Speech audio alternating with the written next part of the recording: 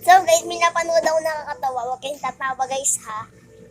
Play ko lang yung video. Ay, tumalon yung putang ina mo. Lagot ka. Ayan na, pinunasan na siya ng amo niya para di siya umiyak. Buti mabait. Pinulit niya, marami na yan sa basura. Hala, nakita ng bata. Ano kayang gagawin niya? Ayan na yung yaya niya naglalakad sa bus. Sinundan siya ng bata. Ba't ka sumunod? Ayan pala yung bahay niya. Diyan siya uuwi.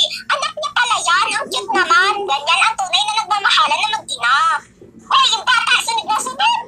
Kakain na pala sila rin Jollibee sa basura. Ang ina, marami na yan. Sa basurahan na yung galing. Sinisip-sip na. Ubaw. Ay, yung bata, putang ina mo. Pinicturan pa rin. Basta naman, umuwi ka na. Alam, sinumbong niya sa mama niya. Yung nakita niya. Kaya naman, nagdala siya ng karne na mamahalin. Tapos ito namang bata, naglagay ng damit sa bag niya. Ano kayang gagawin nila? Tenta sila doon sa yayan nila na mahirap. Magyakapan sila. Magjowa na ba sila? Ayan na yung pamilya nila. Mag-asawa na pala silang dalawang babae. Tapos binigyan niya ng damit. Pwede pala magjowa ang dalawang babae pusa. Tapos binigyan na sila ng bagong bahay. Yaman kasi yung babae na